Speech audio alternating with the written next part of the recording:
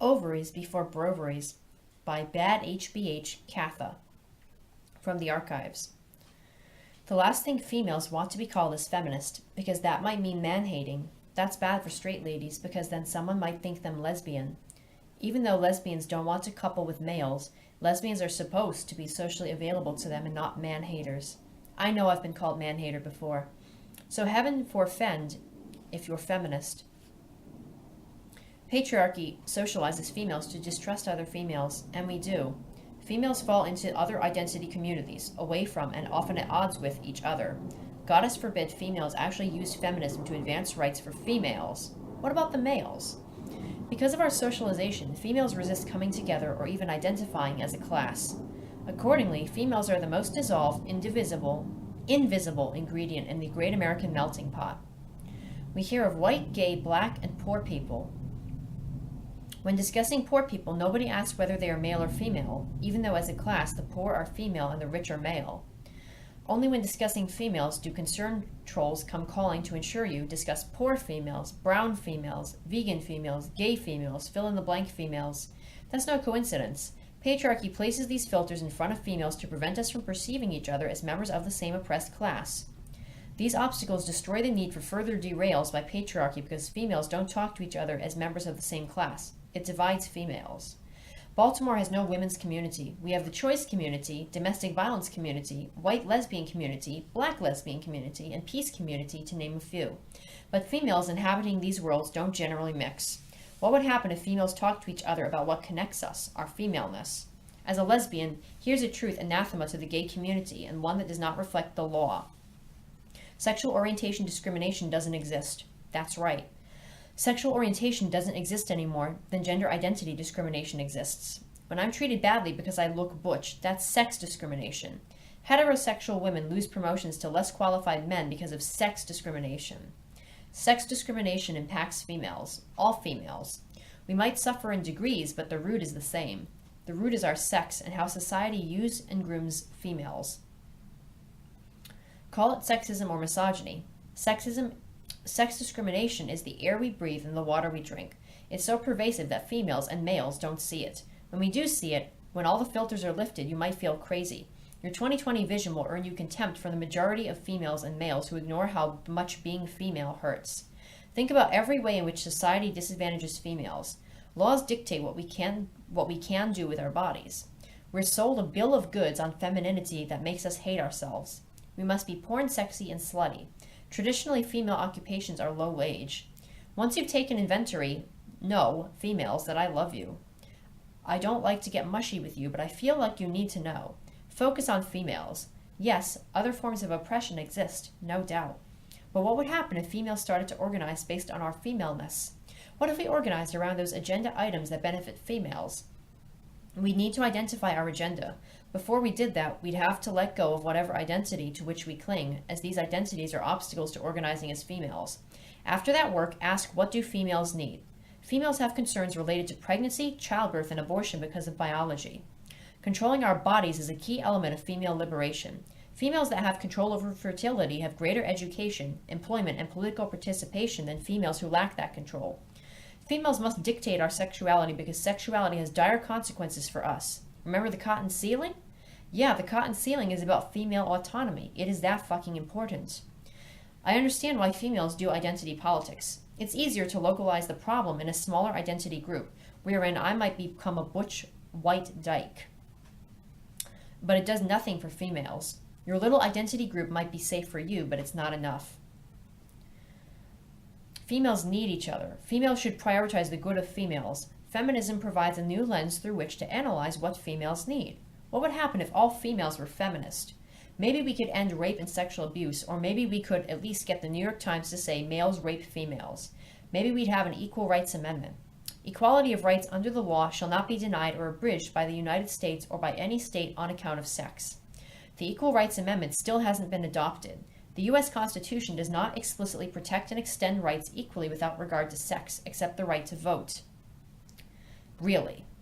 Females, we could do this. What if we got together in 2012 and realized how much power we have? Females, we're worth it. Comments. Cody Michelle Johnson says, you articulated exactly what I think. Good job. Tiamat Hydra says, 100% right. Femaleness is what every patriarchal institution and ideology hates and enslaves. The conservative right, the liberal left. What everyone under patriarchy exploits and subjugates are not women as individuals. What they enslave and hate and what they steal from us is our reproductive and autonomy. If you wanted to achieve a world order based on slavery and hierarchy systems, the first thing you'd have to create is a patriarchy in order to rob females of their reproductive power because it's too much. Having a womb places you at the center of any species. It's too much power in the eyes of those thirsty for domination and colonization. That's why they can never stop despising and humiliating us. Our mere existence is humiliating and offensive to them. Being centered on femaleness and reproductive rights is so painful because you get to see how enslaved and colonized women are. But it must also be very rewarding in many ways. My mind keeps going on about this. Sometimes I focus on other overlapped institutionalized oppression like media portrayals of women or pornography or prostitution or the lower wages of women or femininity mandates. But reproductive rights, all the harm reduction that we are told is the solution for our problems caused by men's penises, all the failure rates of contraceptives, all the unwanted pregnancies, all the health harms of female-specific contraception, all the severe costs of mandatory PIV, penis and vagina sex, and all those millennia where it's been institutionalized without contraception and men still think there's no problem with such a paradigm and still brag about getting laid in our faces after all we've suffered and still suffer. It's always a calling in the back of my mind. Femme Forever says, brilliant post. It makes me want to cry because I want what you speak of so much. Thank you for getting it. Michelle Bra Heidner says, this is brilliant. At Tiamat Hydra, fantastic. A Spinnin' Sister says, thanks so much for this excellent post essay, beautifully, and I may say again, brilliantly written. Couldn't agree with you more and love the photo. What if women started not only bonding together, but forming women's communities on women's lands? Meta, beyond, patriarchal women living in peace and harmony like it used to be. Have had just a little taste of that at Michigan Women's Music Festival and having the feeling like I never wanted to leave, like I could live that way forever and never miss men's world. What if women not only had whole cities, but states, countries, a continent? Imagine that. A reference to Quintessence, MD. V says, thank you so much for this. Bug Brennan says, you're welcome. Greta says, would you be ready to accept women who aren't radfems in the movement? Women who have husbands and kids? Not sure. But if you want to get mainstream women thinking about issues in a way that hits them, I'd suggest making a parody of a website like parents.com. This is a top maternity and baby website that is selling lies, from the pictures to the falsehoods in the articles, and if you made a radfem version of it, with similar design and code, but with all the articles rewritten to reflect the realities of pregnancy and motherhood, you might just get women thinking. Billions each year are poured into the propaganda machine that tricks women into thinking that motherhood is their natural role and the only path to fulfillment. But all the realities, including the fact that mothers, when polled, rank it near the bottom of things that make them happy, are covered up. Rewrite the articles and mention all the realities of pregnancy and motherhood, minus mention of the word feminism, and see where it goes. Then take the next step of introducing feminism into the site. That would be my suggestion. If we know mainstream women are put off by the word feminism, and we know that the Brovaries derail feminist discussions outside of feminist hubs, then why not infiltrate the mainstream consciousness on a site that a typical trolling Brovary would not think to click on? By the way, I put the search results in the link to prove a point about the lies. I tried searching "I hate being pregnant" on that site, and I got a laundry list of articles reciting all the banal things to love about it. Like how you can nap all the time, and Nigel may do a few chores, and you can skip your diet of radishes and seltzer and have a few spoonfuls of sinful things like ice cream. The article convincing women who have mental health issues like depression, bipolar, and PTSD that pregnancy is like no problem, which I pulled up in that search results link, is totally depressing. And not just for the lies either, but also for the comments underneath. They're all from women who do hate being pregnant, are miserably depressed, and in most cases are broke because the Nigel ran off with the shinier, younger model. Convey that reality in articles and bust the myth that sites like these perpetuate, and you'll get eyeballs on the pages and gears turning in women's heads. Another example, The article on fears about pregnancy debunked lies about everything from the actual rate of unnecessary C-sections to the risk of preeclampsia and eclampsia and what that specifically involves. P.S. Every time a woman becomes unhappy with pregnancy and motherhood, as you'll see quickly in the comments on that site linked above, my first temptation is to say, told you so, but then I realize many women just do not know any better. The lies are thick and the propaganda is deep. Even my having access to high-speed internet and understanding what to look up, even understanding the definition of words like patriarchy, is a privilege of my being in the MC/UMC. The internet is becoming more democratic as price points fall, but as we all know, women are still treated like the other online and are relegated to pink-hued women's interest sites like parents.com. My hope is that there's a way to reach women who are just entering the online space and are bewildered by what on the surface appears to be only two choices: wade into the brosif sphere and get their femaleness used against them, or stick to the female ghettos of parenting, fashion, and body image sites which will inform them 24/7 that their existence is contingent upon meeting a norm that is constructed in a way so as to be perpetually out of reach for everyone born female. I know this is long, so if it doesn't make it through the filters, I understand. I just had an idea and I went with it. Maki P says, I think the problem with what women need is that it depends a lot with social context.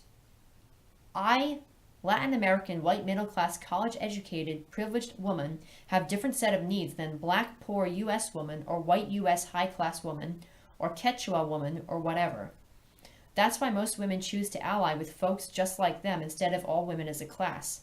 In fact, I believe many poor women just don't trust privileged white people, male or female. Bug Brennan says, I agree. It takes trust to organize as females. We're a long way from that goal.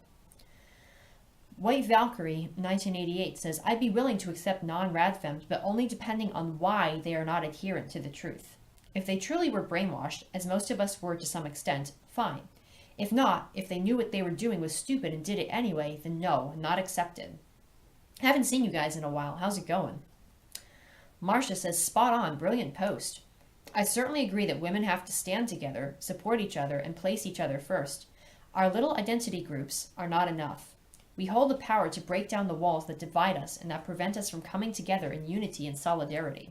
As women united together, we can make those walls crumble and work towards making true changes to the existing structure that exists within our societies. Christy says, I'm a straight female and I do have a huge problem with men, which sucks, but there it is. I've dealt with it my whole life. It's no picnic. For people who think lesbians are man-hating, I have news for you. Not so much. They deal with men in a different context. The main fear of being labeled feminist as a straight female has to do with being thought unfuckable or unattractive, especially in your younger coupling years. It's why so many young women left Hillary in the dirt for Obama. Hillary was the old mother-in-law. Obama was popular with the young guys. Many of them have learned, but as usual, too late. Michelle Bra-Haydner says, thank you for this post. I totally agree that women are not currently firing on all cylinders. This incomplete female is not the fault of females. It has been socialized into them, and women think it is normal to be empty, vacuous, insecure, etc. Men plundered the authentic female thousands of years ago and put in its place the male-prescribed female that is by design dependent on them. And because this false female is all we know, we think it is normal, that the false female is the only female. But it's not. The authentic female is within all females waiting to be rescued from their prisons. We are truly powerful. However, our energy, power, is invested into men and into patriarchy, supporting the very system that is enslaving us. If we women took our energy back and used it to advance the female agenda, we could save the world.